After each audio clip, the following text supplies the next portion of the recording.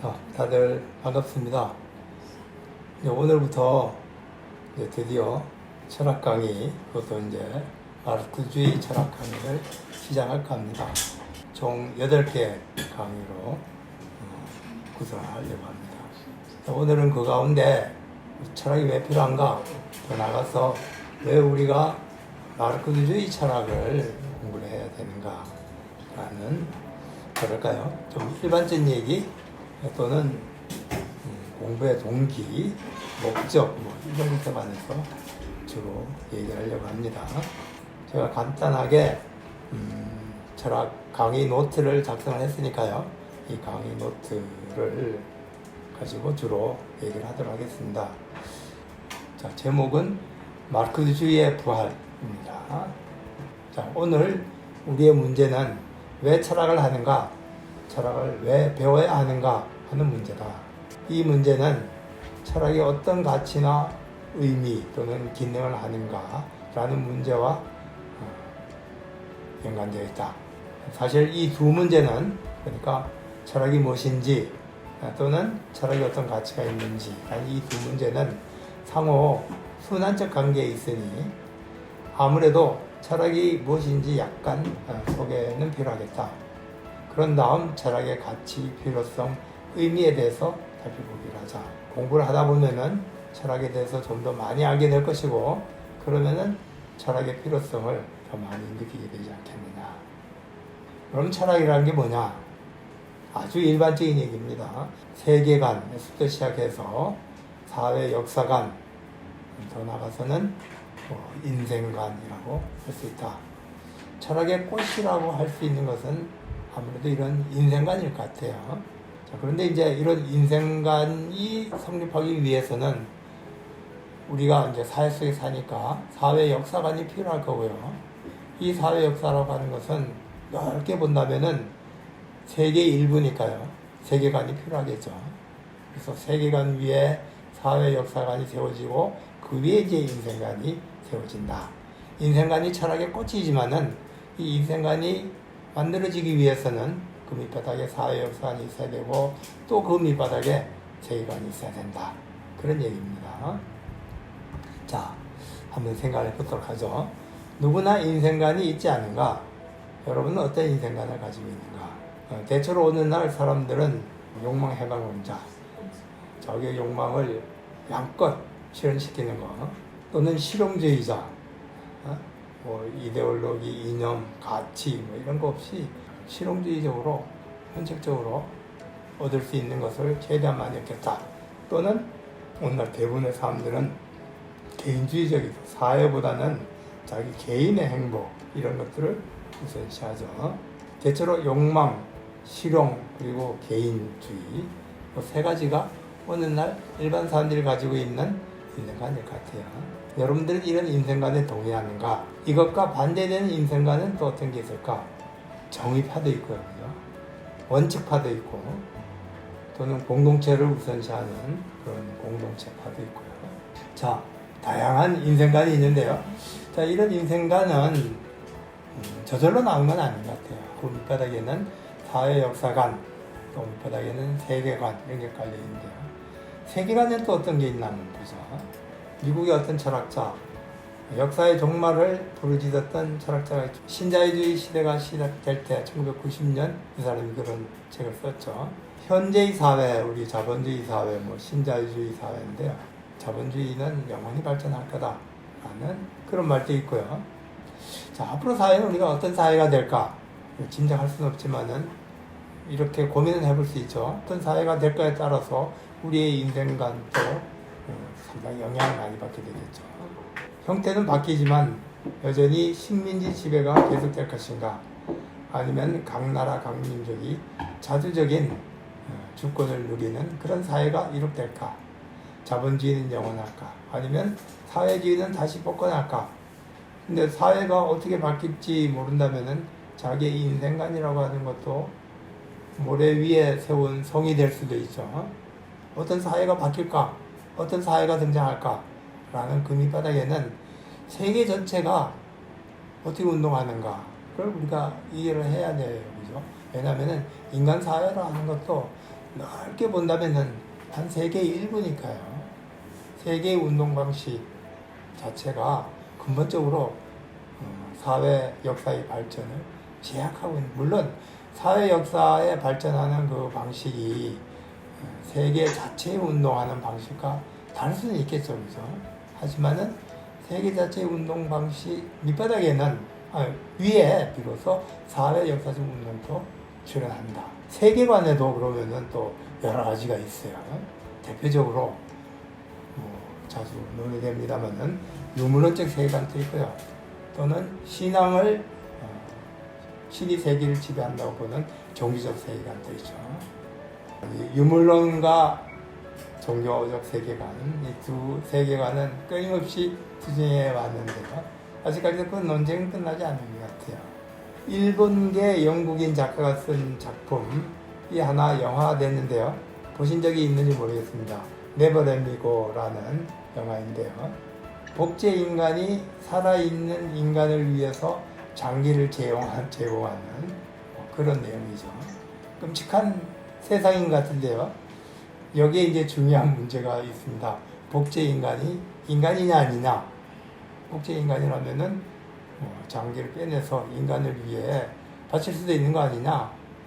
인간처럼 생각하고 느끼고 하는 로봇을 과학적으로 만들어낼 수 있는가 하는 문제가 깔려 있는데 앞으로 그런 가능성이 있지 않느냐. 과학자는 그런 노력을 해볼 만한, 시도를 해볼 만한 가치가 있는 건가. 옛날에 미국의 MIT라는 대학이 있죠. 거기서 시도를 했어요. 인간과 똑 닮은 로봇을 만들어낼 실험을 시작했습니다.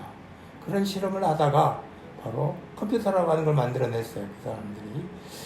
이 컴퓨터가 인간의 사유를 굉장히 많이 닮았죠.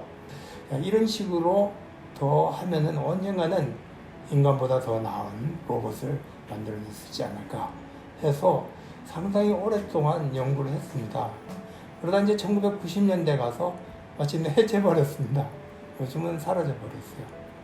그 사람들은 더 이상 아무리 컴퓨터 이런 것이 발전하더라도 인간과 같은 그런 로봇을 만들어낼 수 없다라고 생각하기 때문에 해체시켜버렸던 거죠. 자, 이런 것은 바로 철학, 과학적인 어떤 세계관의 문제입니다. 로봇이 만들어질 수 있다고 생각한다면 이제 로봇에 투자를 하겠습니다만, 로봇은 도저히 인간이 만들 수 없다라고 생각한다면 이제 투자를 안 하겠죠. 이 로봇이 만들어질 수 있냐 없냐면은 결국 무슨 문제예요? 인간의 의식, 인간의 사유를 기계적으로 만들어낼 수 있느냐, 그런 문제인데요.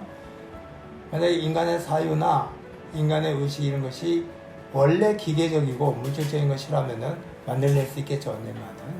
그러나 종교적 세계관에서 주장하는 것처럼 이것은 영적인 것이고 신의 입김에 의해서 불어내진 거라면은 인간이 아무리 노력해도 만들 수는 없게 되겠죠. 그래서 종교적 세계관을 가지냐 또는 유물론적 세계관을 가지냐 하는 것은 결국은 사회 역사관을 결정해 주고요. 사회 역사관은 다시 또 인생관을 결정해 주죠. 자, 사람은 인생에서 선택을 하죠. 오늘 여러분들도 나름대로 선택을 해서 이까지 온 걸 알고 있는데요. 대학도 선택이고 애인도 선택이며 직장도 선택이죠.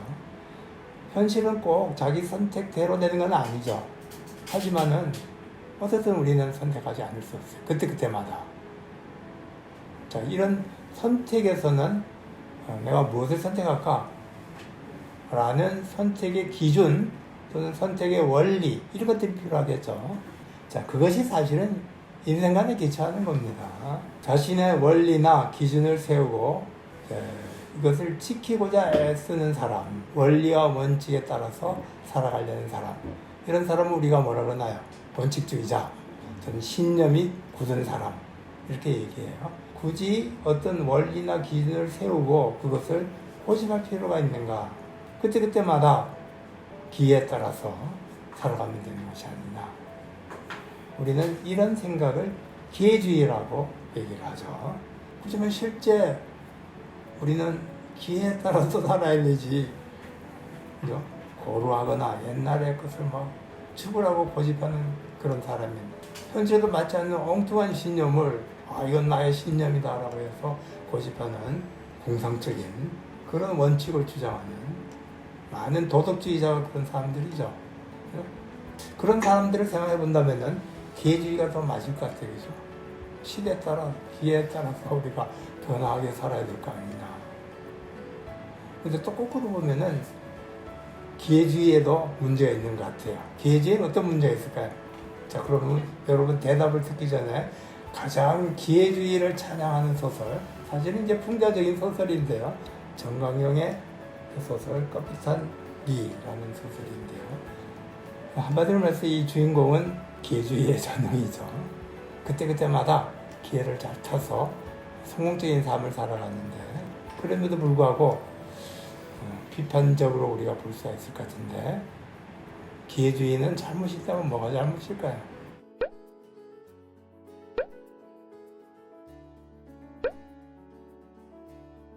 그야말로 기회에 의존해서 행복한 삶을 살려고 하는데, 그런 기회는 자체적인 게 아니다.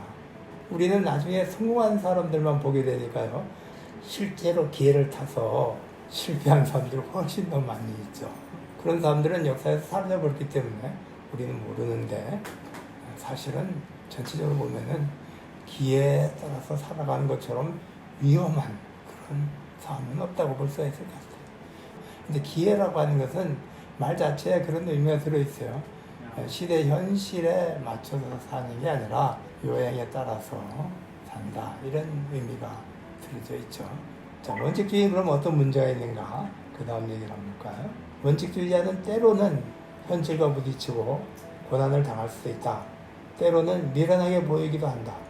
시대가 변했는데도 과거의 원칙을 고집하면서 결과적으로는 고루하게 보이기도 한다. 낡은 원칙을 고루하게 지키고 있는 이런 사람 우리가 뭐라고 얘기하나요? 우리 가끔 쓰는 용어들이 있는 것 같은데. 꼰대예요. 꼰대, 그죠? 자, 그러면은 이런 꼰대들이 가지고 있는 근본적인 문제점은 뭐냐?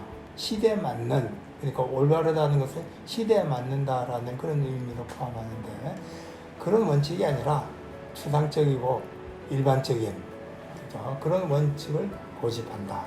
그래서 비록 힘들지만은 우리가 올바른 원칙을 세운다면은 현실적으로 그 원칙이 실현될 것은 틀림없는 것이다. 올바르다는 것은 곧 실현 가능하다는 그런 의미니까요. 결국 우리가 올바른 원칙이 필요하다, 그런 얘기인데요.